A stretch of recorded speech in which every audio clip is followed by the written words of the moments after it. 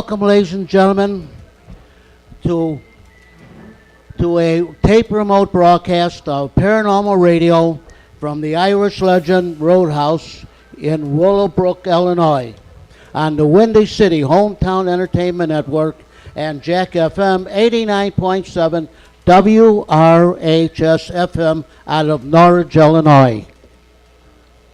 And now, friends, here is the only king of Paranormal Radio, Mr. Bob Tricek. Thank you, John. Thanks very much. Thank you. Thank you very much. You know, that king of Paranormal Radio is starting to catch on, because now people are starting to call me king. So just want you to know I'm going to be royalty very soon. Before I say anything else, my God, I'm glad that damn video ended. I thought it was never going to end. You go, geez, that was a long video. Very informative, but neat. Just to kind of let you know a little bit of what we do with Paranormal Radio in case you haven't ever listened to it and that. A lot of the people, well, not a lot of people, we got some people in this room that have been guests on that show before. I like to do a little bit of everything. I like to also play the devil's advocate, too, with this. Some stuff we like to prove, some stuff we like to disprove. I like to get other people's opinions. I've had just about every facet of paranormal and other things on there as well. I've had people at UFOs, people that have had personal experiences with stuff. Resurrection Mary, of course, we're right in that country. Willowbrook Ballroom, what's left of it, we've got over there.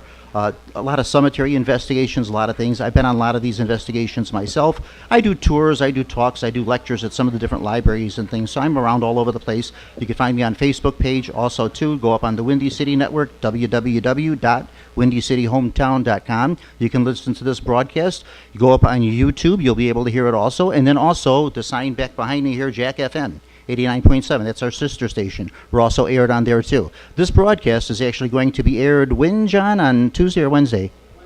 It'll be aired this week, Wednesday, at about 10 o'clock in the morning. They air it on Jack FM 89.7. Just have to acknowledge, I have to acknowledge a couple of the folks here that set this all up. You see wires and equipment and stuff we've got all over the place. Mr. John DeVita, this gentleman right here, sitting right across from me with the headset on. 80 years old. He's been in radio since there's been radio. He's been doing this forever. He's great. John, thank you so much. Yeah, John. Thank you so much for allowing me. Once a month I come into his studio and I do these shows, and thank you so much for allowing me to do that. I really enjoy doing them, and thanks a lot.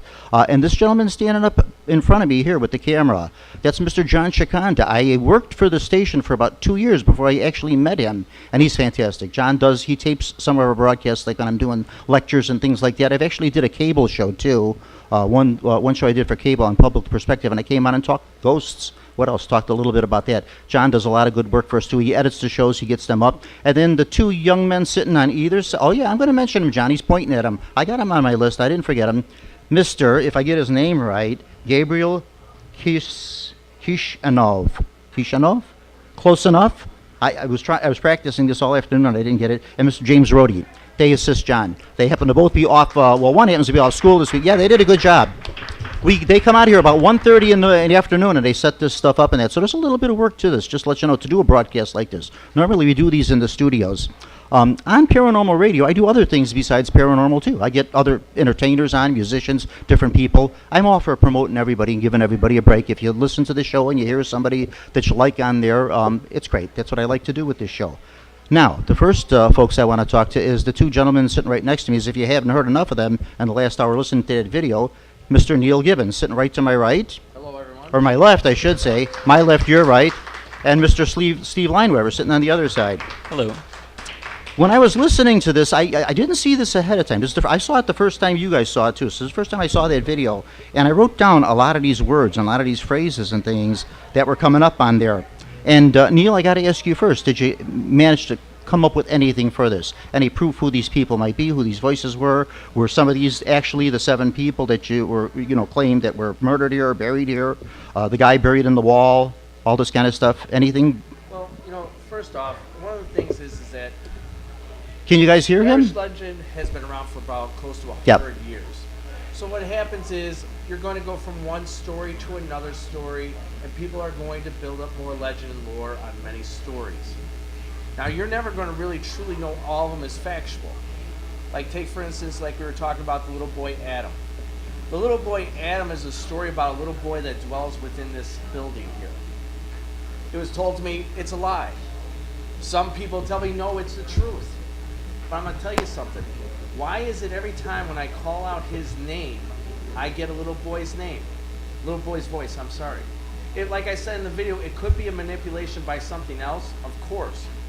But nonetheless, we do always find something.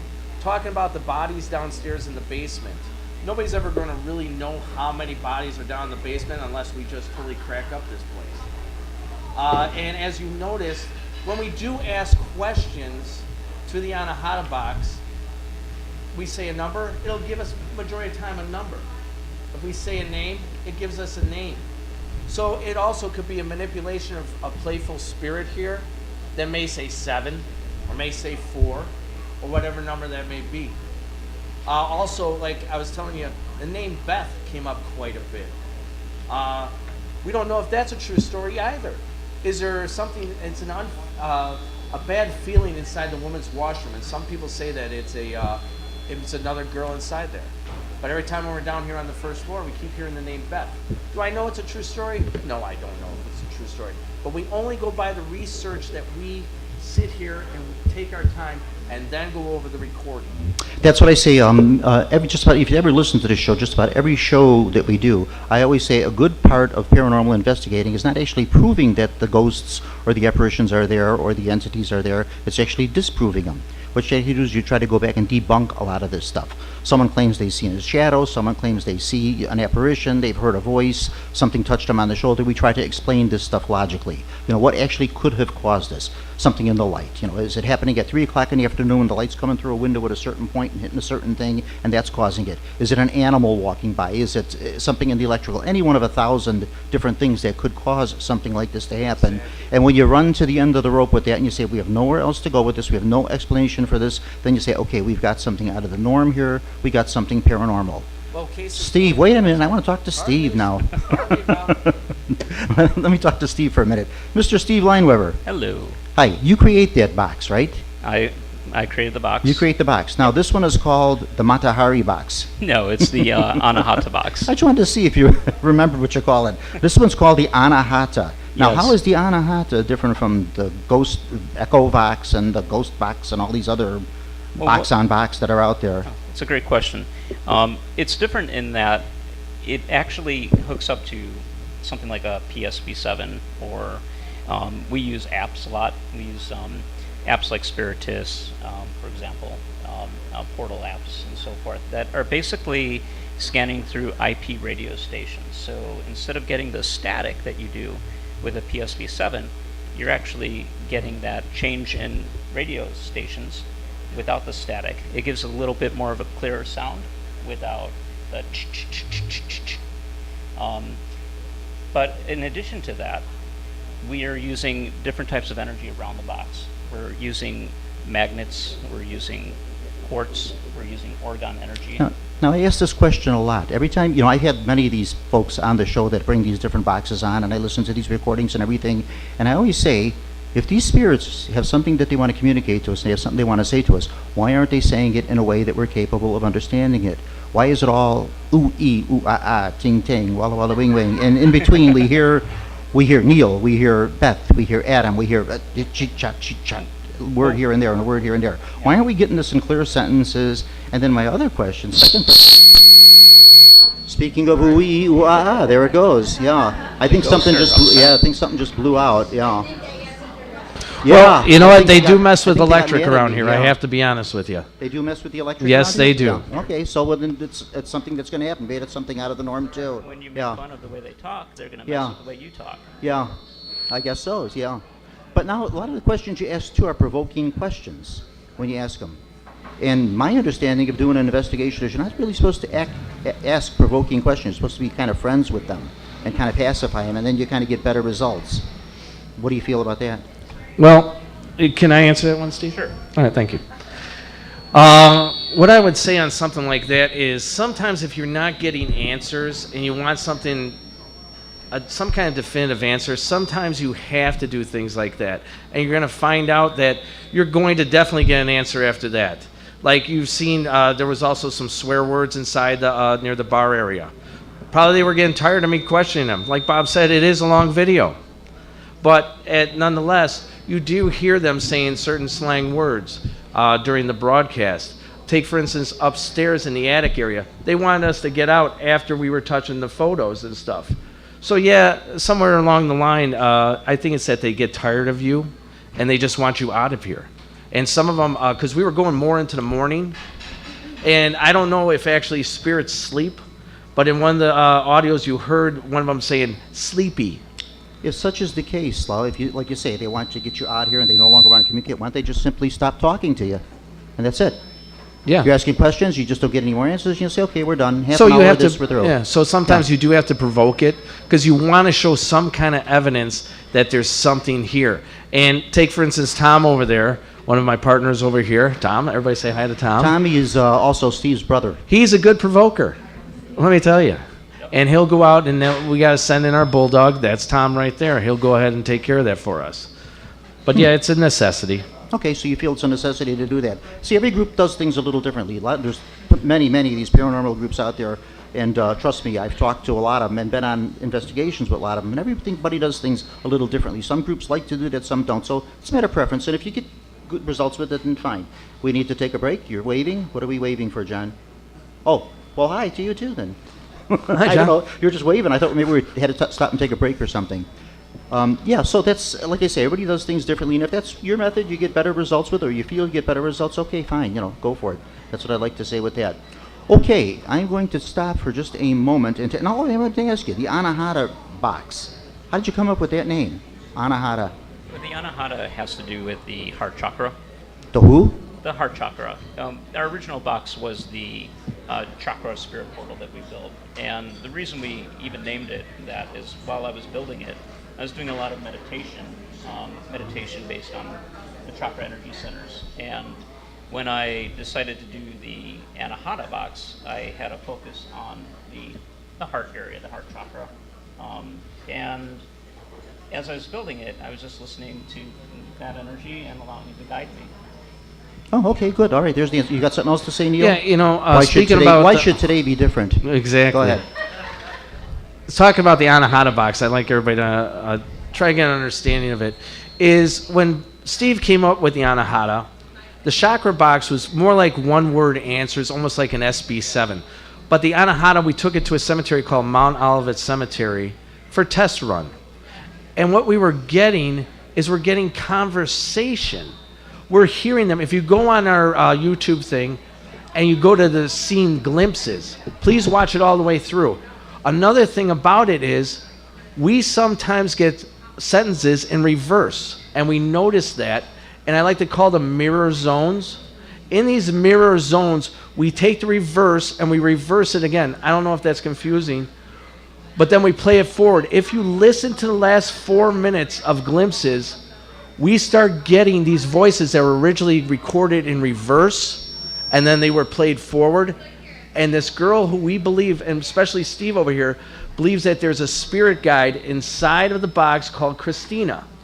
We get her when we were on the trail of Bachelor's Grove Cemetery. I believe that's a mirror zone there where a lot of things are reverse over there.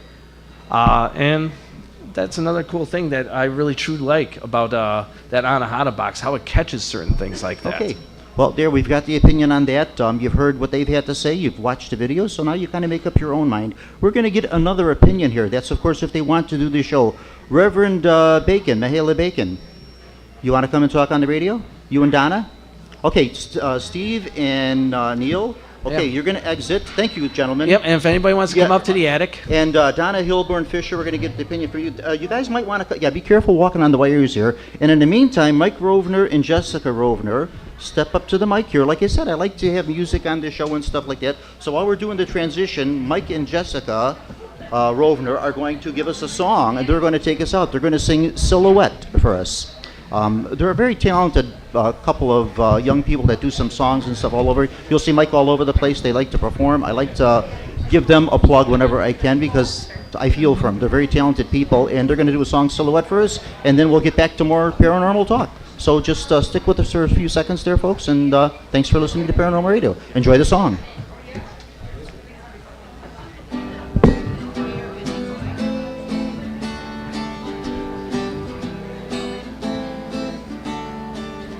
Took a walk and past your house, Late last night, all the shades were pulled and drawn. Way down tight from within the dim light cast. Two silhouettes on the shade. Oh, what a lovely couple they made.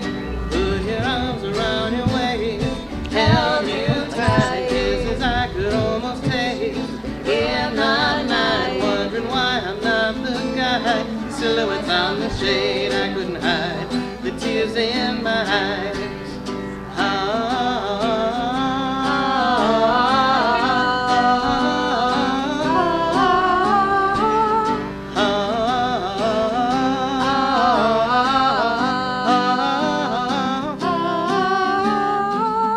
Lost control and rang your bell. I was so much in or else I'll be down your door. Then two strangers who had been two silhouettes on the shade said to my shock, you're on the wrong block. Ran right to your house with wings on my feet. Love you like I never loved you, my sweet. Swore that you and I would be two silhouettes on the shade all of our days.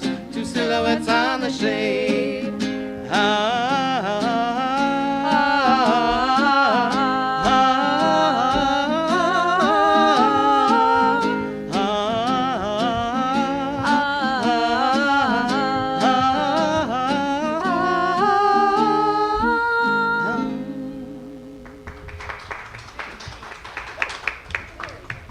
Okay, very nice. Thank you, Jessica and Mike. I almost said Mark, and I've known him for a long time. I almost said Mark. Yikes, forget that. Well, Mahela Bacon. Good how evening. How nice to see you again. And Miss Donna Hilborn Fisher. Correct. I like yes. people with three names. Yeah, I know. You Yeah. never know which name to call Nice her. to see you again, Bob. You don't know what you're going to get. Of course, they're frequent guests on Paranormal Radio. We've had them on before. Normally, when we do this show, we have like 6 mics. So like Yep. Steve and Neil exited, they would just sit. We would do the whole show. We talk to other people. We get them. Sometimes I have one person. It depends who the guests are. It could be one person who I feel is kind of an interesting person. They can do the whole show. Not that anybody I've had on there's not interesting enough to do that, but just certain people like to focus on one person, like I did on the last show. Sometimes I get a whole bunch, and then sometimes we get your class, because you teach a class too. So Our sometimes. class will be coming soon. The whole class comes. Well, just go ahead and do the commercial for it. I know you can't wait to do the commercial. So go ahead and go ahead and do it. Let us know about the class.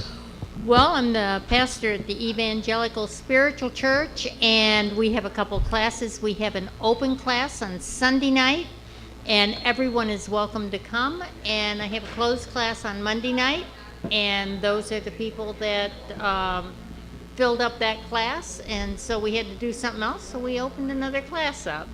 So we have a couple of classes. We study unfoldment, which means we study how to be the clear vessel in order to do this kind of work. It helps you in all areas of your life, but it especially helps you in the paranormal area.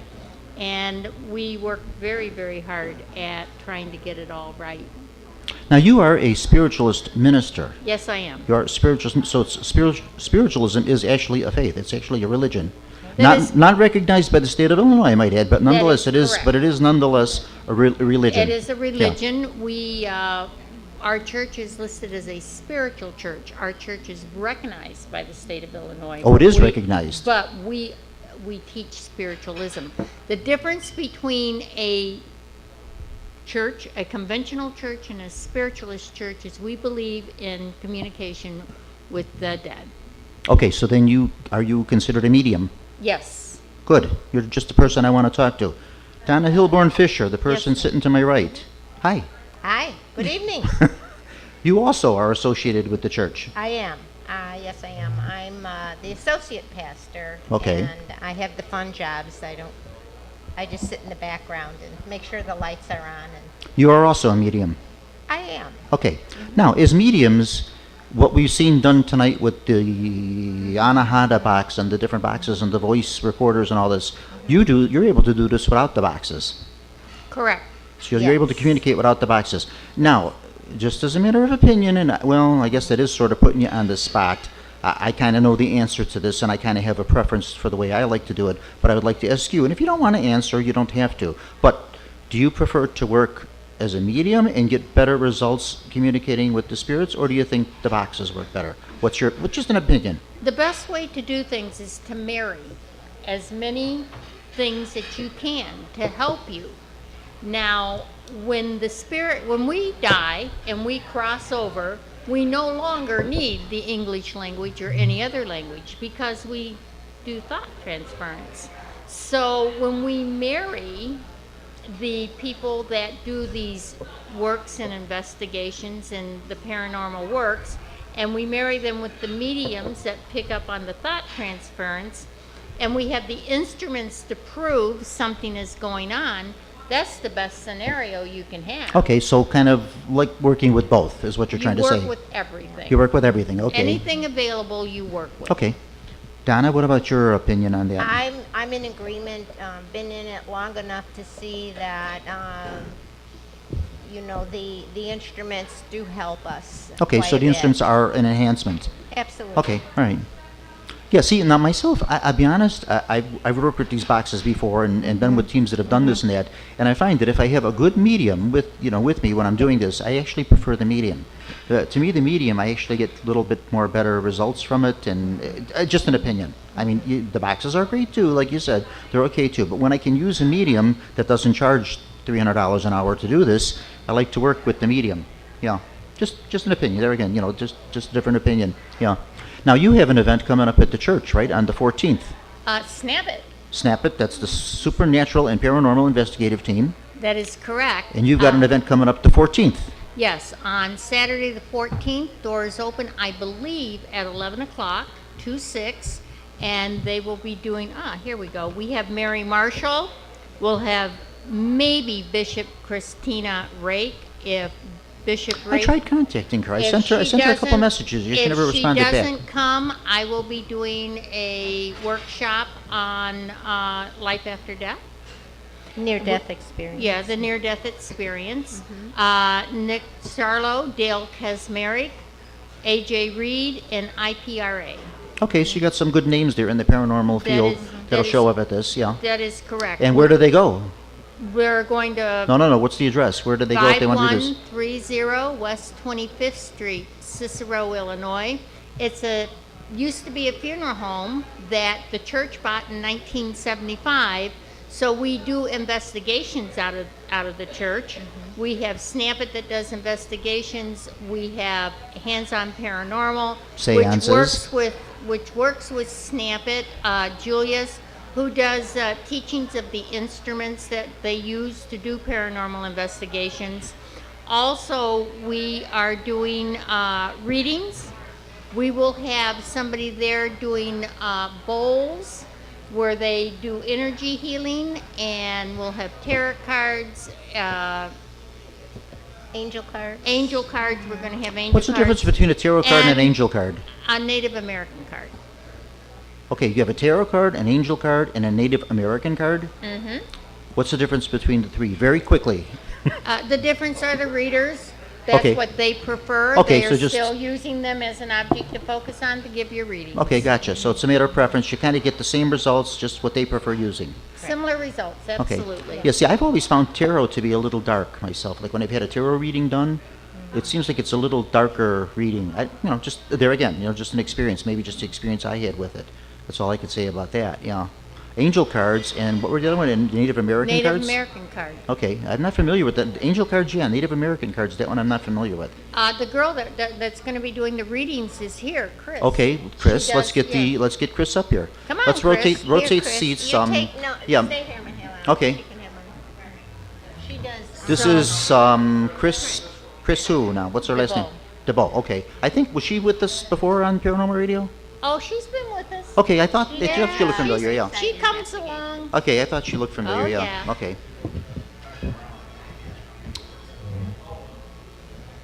Okay, Chris here is comes Chris. coming. Hi, Chris. Hi. Oh, you brought something with you. What did you bring here? You brought She also does gravesite Native investigations. Spirit. These are the spirit cards. They say Native Spirit Grace cards. Okay. How long does it take you to do a reading with one of these? You know what, it all depends. Minimally 10 minutes. Okay. I don't read all of them. There's 44 of them. All right. I read, I don't know, maybe 20. Okay, so like half the deck. Yeah. If you did the full deck, it would be a longer Yeah. process. Okay, so the shortest you can do is 10 minutes. Yeah, usually between 10 and 15 minutes are usually Okay, all right, so, similar to the angel cards. okay, now do you work with these only, or do you do the other cards too? I do the spirit card, I mean, I do the angel cards also, but I've kind of gotten... You don't do tarot. Is there any reason you No. don't do tarot? I think because, to me, there was no interpretation to them, that certain cards meant certain things. Ah, you're kind of, And I steered away from that. you're feeling the same thing I'm feeling, but you said it more politely than I did. I got a said little I don't more like finesse. I said I don't like tarot because they're a little dark. You kind of beat around the bush, but you said the same thing I did, but you said it in more words than I used. Yeah, that's my opinion of tarot too. I own a tarot deck, and the only reason I bought them is because with Mike and Jessica Rovner about 2 years ago, we did a play. I did a 10-minute play. It'll be the only play in my life I ever do because they're just no good at it. And it was called The Psychic, and I was the psychic. So for a prop in the play, I bought a deck of tarot cards, and I have them. I learned to do the 3-card reading, but I really, honestly, don't like fooling around with the tarot. I do palm readings myself. I read palms. That's something I enjoy doing, and I like that. Card readings and stuff, I fool around with a little bit here and there, but it's really not my best medium. Palm reading for me, I find to be more fulfilling and more... Yeah, to me, there's, with the native spirit cards and for the angel cards, there's room for interpretation. Okay. And I don't read them past, present, future. The way Now, when you say room for interpretation, does that mean you can stretch the truth a bit? I don't know that I stretch the truth. You can more interpret it different ways and make it say... Yeah, it depends on what comes to me when I'm reading them. Okay. Sometimes, like the white buffalo is one that comes up oftentimes. So that can be is it a rare person? Is it someone who's special? When I go to the casino and I get 3 white buffaloes on the machine, I win a lot of money. That's special. There's You're that one little buffalo machine I like to play at the casino. When I do go, I don't go often, but when I do. Yeah. But I mean, that's something that... Okay. And it depends on what So the white comes to buffalo me. is like a lucky symbol, like the white elephant. Yeah. Okay, I mean, all right. but to me, it's what comes to me. Gotcha, okay. So you could do a reading one way, somebody else could have the same cards and do it another way. Everybody yeah, does them a very little d- differently. Yeah. Okay, before I go any further, this gentleman sitting here, is he still sitting there? Yeah. We need to have you come up, sir. This gentleman right here. We need to have you come up. John, you want to introduce your friend? His name is Ron Smolin. Ross Mullen? Ron Smolin. Rox? Ron. Ron, we need to get you up here. John says, sit right on the chair. John says we got to have Ron on the show. And I gotta find out myself what his claim to fame is. I know, but I want him to tell us. Hi, Ron. Nice to meet you. I'm Hello there, Tracy. how are you? Nice to meet you. Okay, Ron, introduce yourself. Who are you? I'm John's official chauffeur. You're his official How come you get a chauffeur and I'm the king of paranormal radio and I don't have a chauffeur? So you're the official chauffeur? I didn't expect this, John. Thanks. He told me to do it. Yeah, he says we got to give Ron some recognition. So now, what do you actually do? Actually, I am one of the former band leaders of the Willowbrook Ballroom. That's what I heard. Yeah. In case you don't know, we're right across the street from what's left of the old Willowbrook. Was right across the street from this establishment that we're in now. Yeah. So you were a band leader over there. Now, what orchestra did you lead? Their house band or? My own orchestra, the Ron Smolin Orchestra. Oh, you had your own orchestra. Yes. Okay, cool. Oh, all right. The Ron Smolin Orchestra. Ron Smolin Orchestra. Great. Okay. So now that the Willowbrook is no longer there, where are you performing now? Well, we do one. Do you we just do, go like out in the parking lot there and set up and perform? Or? No, we considered that, and actually we Yeah, did perform there when they did a fundraiser last summer. We were out there in the parking lot performing, but we play private parties along the area, in the area, I should say. And one of the places we do play is, last year we started it, and it starts again in May at the Corral, which is part of the high school in Western Springs. What's the name of that high school, John? You remember? Yeah, it's right about 47th and Willow Springs Road. So basically, Lyons Township. oh, there you go, thank Lyons Township. Somebody knows. Yes. Have you been out there? Have you heard him play when he's out there? No, haven't. You're supposed to say yeah, and he was great. The next time he's out there, you'll get in free. So. But they have an activity center called the Corral, and starting in May, we resume our dances over there. which are basically a continuance of the Sunday afternoon ballroom dancing that we used So to you're do kind of at keeping that Willowbrook. going? Good. Yes. Great, okay, Yes. good. Thank you, Ron. Thanks for coming on and letting us know about that. Well, thank you. Yeah, good, yeah. Okay. And you know, Glad to- have you ever been into Willowbrook? You know, in my whole life, I was never in the Willowbrook Ballroom, my whole life. My brother, gosh, 50 years ago when we were kids, my brother had a job out there. It was like his first job he got as a kid. He was a busboy at the Willowbrook Ballroom on weekends, like Fridays and Saturday nights he worked there, and I think Sunday afternoons. And about 1 o'clock in the morning on Fridays and Saturdays, he would finish work there. And we would have to go pick him up at night. And my father was out like a light in bed. He wasn't getting out of bed to go drive down Archer Road past Resurrection Cemetery to go pick him up. So my ma would take me with, and we drive down Archer Road, which at that time was very dim, not a lot of lights there, not a lot of houses built there at all. And we'd go down to Willowbrook and pick him up. But my whole life, never in there. I did talk to my brother about that yesterday. We got together for Easter, of course, like everybody's family does, and I talked to him about tunnels and all these secret tunnels. And you heard Neil mention the tunnels and things and all that. And Ray said, you know, Bob, I worked there 3.5 years, and I spent a lot of time in that basement. Maybe you did too, since you used to perform there. And he says, I don't know of any tunnels that ever existed down there. So I don't know if this was something that is or isn't. I don't know, you know.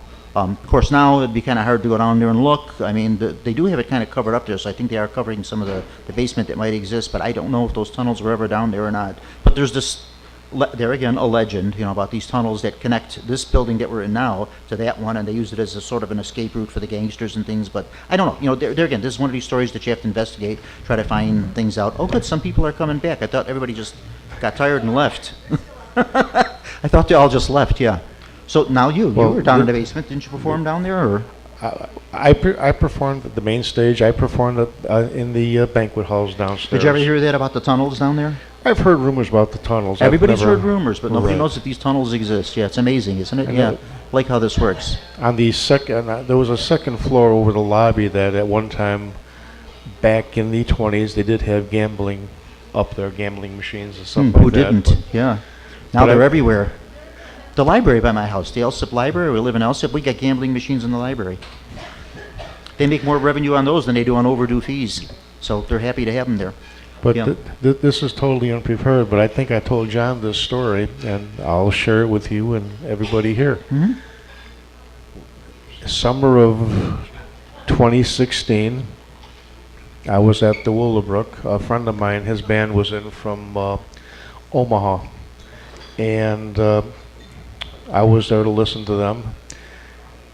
And I got there early with my wife, and we were sitting at one of the back tables. The only other people in the ballroom were the owner and his wife. The owner, he was stocking the bar, and this was right here at the southwest corner of the building. And his wife was getting the ticket booth ready and bringing the money up and things like that. And the four of us heard a blood-curdling scream from the northeast corner of the ballroom. And that's the area where the restrooms are and the kitchens were. There was nobody else in the ballroom. Mr. Jawallis ran back into the back there, looked around, came out. There was nobody back there, but we all heard it. So we all kind of just shrugged it off as a visit from Resurrection Mary. Oh, geez, here we go again. The re-resurrecting of Resurrection Mary. But Yeah. that story is absolutely true. I believe you. I do. So you're another one that I got. Now you're 33. I've heard 32. Myself, nothing. Never anything even remotely close to Resurrection Mary. And I lived for 58 years on 63rd and Harlem. And like I said, countless times, back and forth, up and down along Archer Road and everything. Even now, I still go down Archer Road for business here and there and that. And nothing even remotely close to Resurrection Mary. But I talked to 32 people. Now you make 33 that have given me a Resurrection Mary story. So, yeah, there's something to it. Yeah. Over the summer, I actually got a contact. That's why I love Facebook. Facebook's a great thing. Over the summer, like in July, a woman contacted me, and I won't say her name because she's not here, but she contacted me and she said, Bobby. You know, when somebody says Bobby, right away I know they know me, because when I was little, people called me Bobby, and even now people that are good friends still call me Bobby. Everybody else, it's Bob. But she said, Bobby, I used to be your teacher when you were in first grade at St. Blaise Grammar School when you lived in Summit. And I thought, okay, I had all nuns when I went there because it was a Catholic school. And then I found out she was a nun, but left the convent and got married and everything. And she says, my father was George Sobiest, and he buried Resurrection Mary. He always said that. And I says, oh gosh, I know George Sobieski very well. My family, everybody from the Polish side of the family was buried at the Sobieski funeral home. If it was somebody from the Italian side of the family, they were at the Four Anns. Because we used to have 3 funeral parlors in Summit, Nargo. Now there's only the one left too. The Four Anns is the only one left. But yeah, he says, oh gosh, I knew him very well. And he passed away in 1971. But she says, yeah, he always said that he buried Anna Norkus, who was a candidate for one of the Resurrection Marys. I don't want to get talking about Resurrection Mary because that'll be good for an hour and a half alone there on that, and we want to cover some other ground here. But yeah, just a little bit on that. That's like the story that won't die. It's a story that goes on and on and on. And now, like I said, your story number 33. And you're the first one that I've talked to that said it was her voice. Most everybody sees her. Oh, no, I take that back. Other people claim to have talked with her and everything. That ballroom across the street has a long history at Resurrection Mary. People claim they danced with her there and she showed up there and everything, and just all sorts of stories. Like I said, we can go on and on with that. Well, Reverend Bacon, back to you. Yes. I didn't forget about you. I know you're sitting there. I know you didn't. I know you're there. Now, go ahead. What were you going to say? I want to remind everybody that on the 14th of April, I'm doing what we call an after-hours seance. If you want to have a ticket, it'll be $20, more if we can get it. And you contact Snap It for that. They have a website. S.A. No, S-N-A-P. S-N-A. S-N-A. P-I-T. P-I-T. I'm glad Yeah. somebody here knows what they're talking about. Yes. Yeah, so snapitghosts.com. Yeah. Snapit-ghosts, and you can go to a seance. Just in case you've never actually attended a seance, we've all seen them on TV, we've all seen the movies, we've all seen that, where people are sitting around a round table, the table levitates and rocks around, and a tambourine flies through the air. Not what a seance is like. Been to a seance that Reverend Bacon does. Do I call you Reverend, or do I call you Doctor? Or do I just call you me Mihaela? I call you Mihaela. Everybody else Yeah, calls me I've been to Mihaela. one of her seances, and it's kind of a nice experience, and it's something very different from what you'd be expecting it to be. So I just would like to kind of put in a plug for that and recommend that. So just let you know a little bit about that. Okay. The seances aren't scary. It's designed the way I've designed my seances is for everybody to enjoy themselves. And we use instruments to see if there's people around. Sometimes I'll pull out the trumpets. We now have something that you You have haven't- trumpets? We have trumpets. We have the mirror. We have the blue mirror, which is designed to be a portal for the spirit. We Some have of this can be great kind of big blue dangerous mirror. stuff if you're not knowing what you're doing. I'm pretty sure you know what you're doing with portals and mirrors and... I know. Okay, yeah, I because this know can be a little dangerous to It's fool a around fun with. deal. It can be fun. It can also be a little scary, too. It's a fun deal, and I try to be as educational as I can. I give a little talk before I do it to try to explain to you what you may and may not expect. And everybody gets a little mini reading before they leave. Yeah, okay. We're going to have another musical number here. I want Mike and Jessica to do another number first. You got something ready for us? Okay. You didn't know I was going to do that, did you? And there's a young lady that works here for Irish Legends, and they told me she's got a couple of stories of some things she's seen that happened here, and I would like to get her on. I forget what her name is, but I think it's this young lady standing right behind me here with the blonde hair. If somebody can just get her attention, maybe John, if you've got a free moment, tap that young lady right behind us there. Yeah, see if she's the one that wants to talk on she's got a story. Neil told me she had a story to tell us. We'll listen to Mike and Jessica give us another musical number here, and we'll get her to relate her story, and we'll find out who she is, and we'll get her on here. In the meanwhile, just another fun little Resurrection Mary story. Oh, what? You're tapping me on the shoulder here. What do you need? Before I walk away from here. You don't have to walk away. You could stay. That's okay. I'll make room for her. If anybody's never seen the inside of the Willowbrook Ballroom, if you type my name, Ron Smolin, in YouTube, we have videos taken at the Willowbrook so you can see what it used to look like. So anybody who would like to see those pictures. There you go. So something historic. There you go. Something Yes. of historic merit and historic value. Something Yes. of what's no longer there. Okay. What number are you going to do for us, guys? In the Highways. In the Highways, Mike and Jessica Rovner again. And in the meantime, I'm going to go see if we can get the young lady on that saw the apparition here. Nope, they don't want. She don't want to talk now. Now she doesn't want to talk. First they do, then they don't. You see how this business works? Okay. Well, we'll hear some music anyway.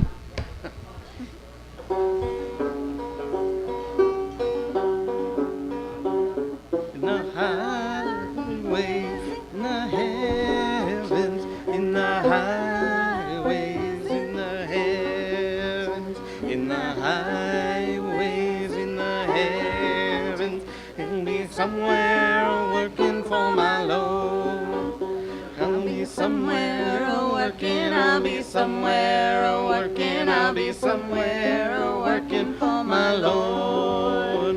I'll be somewhere working, I'll be somewhere working, I'll be somewhere working for my Lord.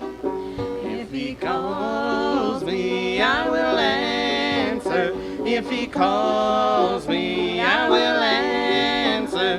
If he calls me, I will answer. I'll be somewhere working for my Lord.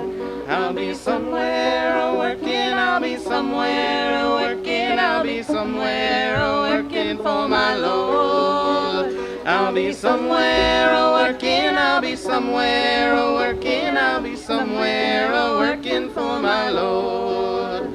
In the highways, in the hedges, in the highways, in the hedges, in the highways, in the hedges, I'll be somewhere working for my Lord. I'll be somewhere working, I'll be somewhere working, I'll be somewhere working for my Lord. I'll be somewhere working, I'll be somewhere working, I'll be somewhere working for my Lord. Okay, there you go. Thank you very much, Mike and Jessica Rovner. Thanks again for a nice number. Okay, we've got, you ran away before I got to talk. That's all right, you can come back. I had something else I wanted to ask you, but that's okay. Somebody else who just joined us, Colleen Carroll. Now you go by Colleen Marie. That's only on Facebook. Colleen Marie. Colleen also has a paranormal investigative team, ASAP. ASP. Talking to Mike. ASP, All Seeing Paranormal. All Seeing Paranormal. Yeah, there you go. And you've done investigations. Your big thing for a long time was your investigations were at the old Rialto Theatre in Joliet. Yes. Wow. That was a big area. Everybody kind of likes, a lot of these teams like to. Yeah, that's what I thought. A little closer to the mic, Colleen, then we can hear you better. Every paranormal team seems to have a spot that they like to focus on, and they like to do investigations, like to be very thorough about it. And one spot that Colleen's team really liked was the old Rialto Theatre in Joliet. Theaters, to me, seem to hold a lot of haunts. Theaters, and then earlier you heard mention of bathrooms, and then we talked about bathrooms. They seem to be haunted a lot, too. I kind of have a little theory about that myself. I say because of mirrors and because of water. That's why I think there's a lot of haunts in bathrooms and that kind of thing like that. But the Rialto, you want to tell us a little bit? This is, like I said, Colleen Marie, All Seeing Paranormal. Introduce yourself to us, Colleen. Let us know a little bit about what you do, and tell us about the Rialto Theatre. We started All Seeing Paranormal about 6 or 7 years ago. The Rialto was our venue for several years. We were in there long before Ghost Hunters was. They actually contacted me before they did the investigation there. And they actually captured a lot of things on video that we were used to seeing there. They called her the woman in white. It's actually the bride. I have seen her, and they kept referring to a little boy, and they got his name wrong. And I believe at the end of the reveal with theirs, he's like, "My name's not so-and-so." The little boy there is actually Colin, and we've had a lot of activity with him, as we have with many other spirits there. It's a very active place. When we walk in there, we just kind of announce that we're there, and the spirits always come out and play with us, which we're very fortunate with. We get a lot of activity, and, I always say spirits don't do things on command, but they kind of do there, which is pretty awesome. See, now there you just heard another opinion from somebody else on another paranormal team. Spirits don't do things on command. Earlier we heard that they kind of do. You can kind of conjure them up and get them to say things. Now we have another opinion on it. So see, that's why I say everybody works a little differently. It's just a matter of the way you want to do things.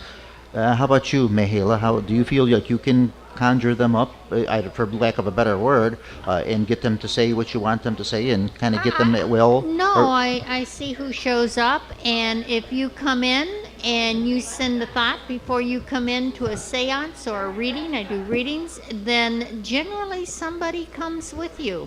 If you're thinking of Mama, generally Mama will be with you. At some point you'll see Mama.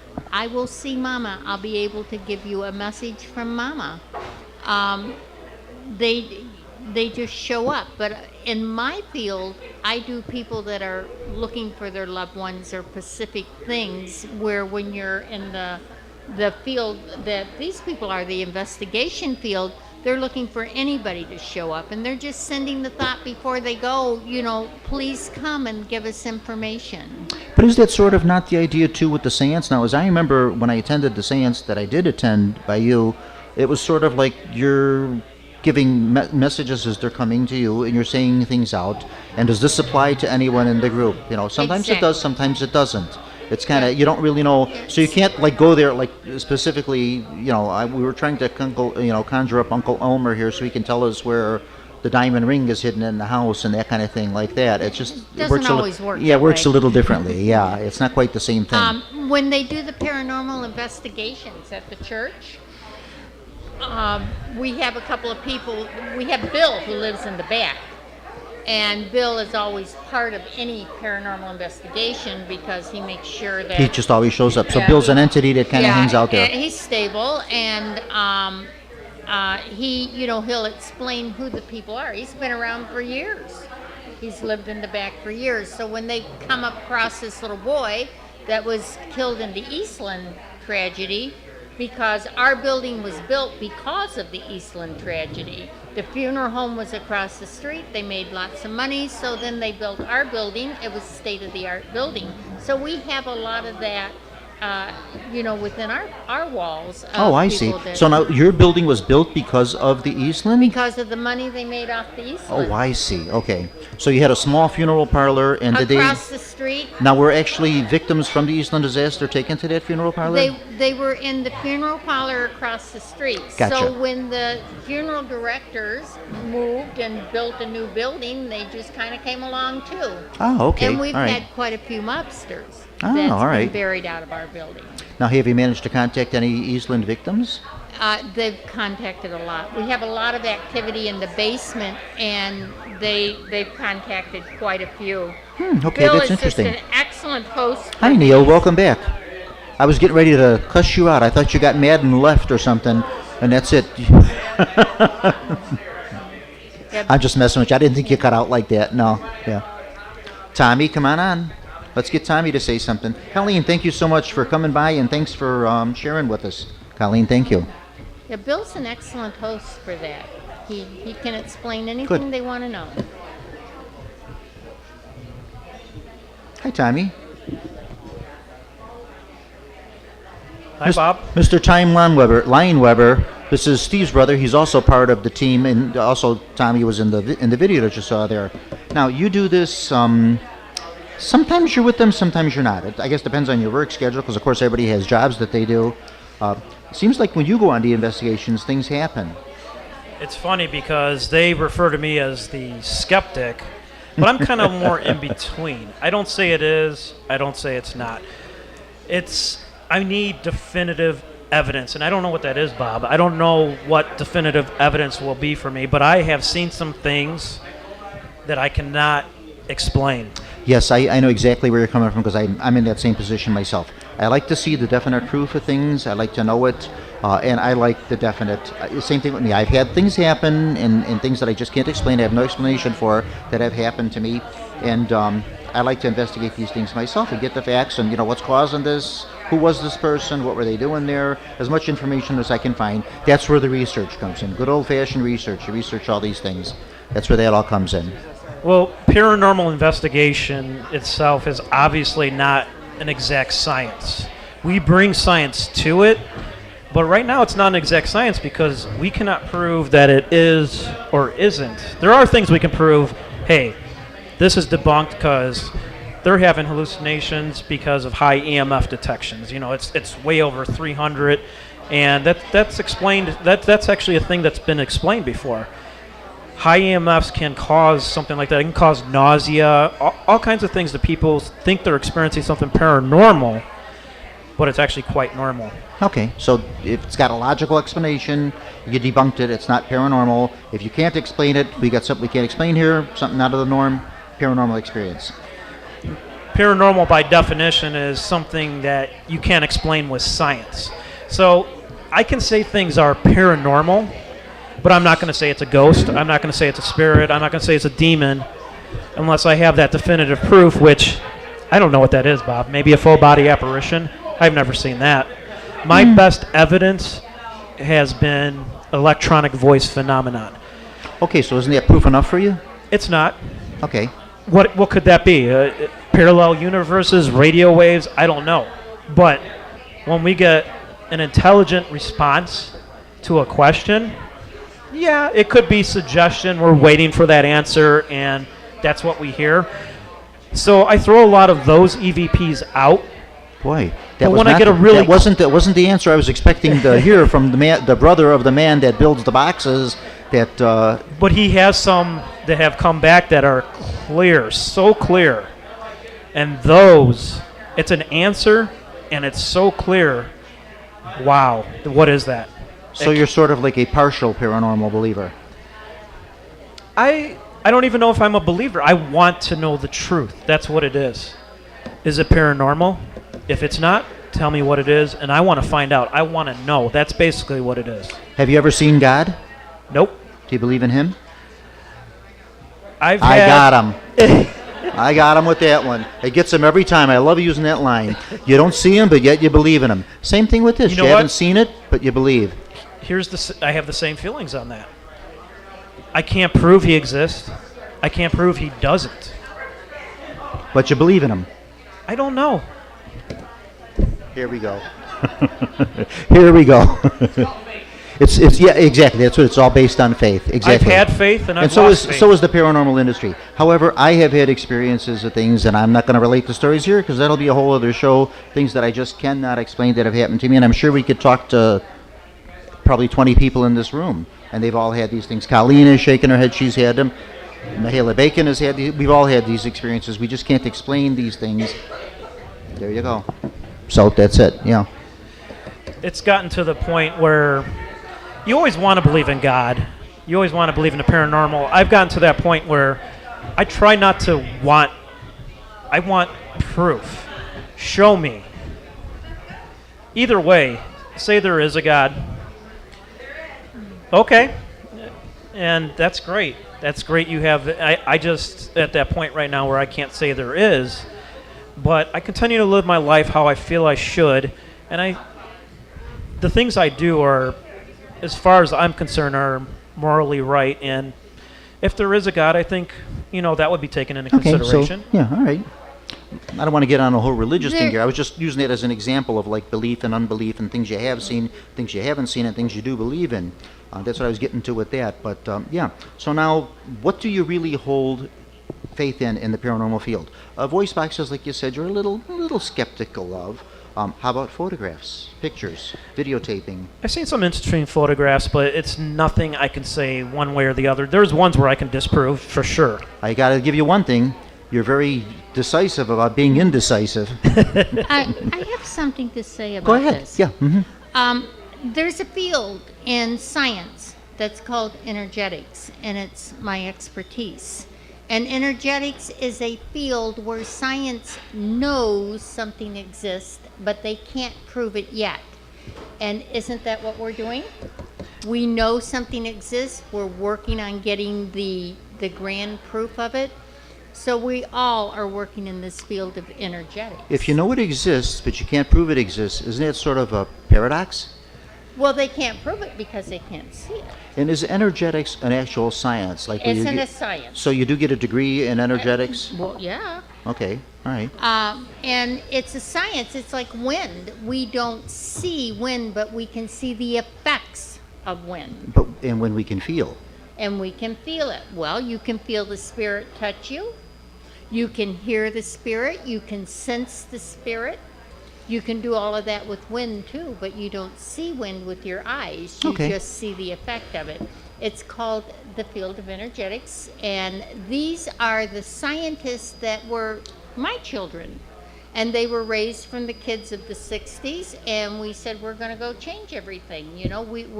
We're not going to the priest anymore to talk to God. We're going to talk to him ourselves, ever how that works. And out of that, this is one of the new fields of science that has opened up. Okay, so actually from a religious experience, a field of science opened up. Right, you marry science and you marry religion. You can marry philosophy, religion, and science. And that's where you're going to get your best take on everything, is by taking everything in consideration. Not just this window or that window or that window. You look out of all the Interesting. windows. It's an interesting point. I've never heard it that way, where you marry religion and science, because there's so much. Well, we're going to get into a whole religious discussion here, which is something I don't know if I really want to do. But so much of religion is so unscientific. The world was created in 6 days. We all know it took many, many millennium to create the whole world, right? Well, absolutely. So scientifically and religiously, they don't click. But there is a field that does click, and the field that clicks is energetics. We're back to that again. Okay, thank you, Mihaela. It's an interesting thought and something I was not aware of, but thank you for bringing that out. See, like you say, you learn something new all the time. Okie doke. I think we are at the witching hour, aren't we, John? We're about at that. We got 5 more minutes? We have 5 more minutes to kill. Okay. We will. Just in case anybody does not know, like I said, I do these shows once a month. So April is usually the month I do. Oh, I got a card. And it says, oh, it's your calling card. Here, I'll get. Here's one of mine. I took yours. Here's one of mine. I don't have as many. I already took I don't have as many. Oh, you took one of mine. I was going to say I don't have as many things on my card as you have on yours. Does yours? I got to put my glasses on to read this. Does it say anything about energetics on here? On the back. Ah. On the back. Oh, you got a back to your card. You got so many things that you have on yours. Oh, wow. Well, thank you. I think I have one of your cards from before somewhere with that, but thank you so much. There again, Mihaela Bacon. It's not February 14th, April 14th at the Spiritualist Church at the address of 5130 West 25th Street, There you go. Cicero, Illinois. And We're actually- all over Facebook and all over the internet. And actually, Just if you look go me to up. this event, you get a free hot dog. Yes, you do. You can have a I free knew hot about dog. that. The event is free. You'll pay for the seance. It's going to cost Do you know what $20. happened on April 14th? What happened? April 14th, 15th, we have 2 very significant historic events that happened. What are they? Titanic sank and Abraham Lincoln was shot. I didn't know that. Abraham Lincoln was shot on the 14th, died on the 15th. He lived through the night, and the Titanic hit the iceberg and sank on the 15th. Oh, wow. Well, actually, hit the iceberg on the 14th, sank on the 15th. See, now I know something that you I'm know too. telling you, we learn things on this show that you wouldn't learn anywhere else. Since they no longer have encyclopedias, I'm telling you. Sharing ideas. Yes, Tom. Actually, wanted to say Mihaela brought up a great point, because anything that's considered paranormal, they don't call it a theory. They just say it's blah, blah, blah. You have the theory of relativity. You have evolution with Darwin. It's very accepted by most that these things are real. But anything that comes along paranormal or religious and whatnot, they automatically throw it away as, it's not. A difference being, though, religion is taught. You can get a degree in religion. You can become a doctor of religion. You can become an ordained minister, an ordained priest, a rabbi. You cannot become a certified paranormalist yet, because no one does this. I think time to come, it will be a recognized science. I always like to say, like chiropractors were some years ago, chiropractors were regarded as quacks in medicine. It wasn't really recognized. Now it is. Your doctor will prescribe for you to go to see a chiropractor, and everyone does agree it does help. Paranormal field, I think, is something like that too, and eventually it will be recognized Even science. psychiatry, Bob. The only thing I'm a little, excuse me, Oh, just I'm one sorry. minute. That's all right. I just wanted to say one more thing. The only thing I'm a little concerned about in the paranormal field, and I have to watch the ground I tread on when I say that, but I'm concerned about fakes, frauds, and hoaxes.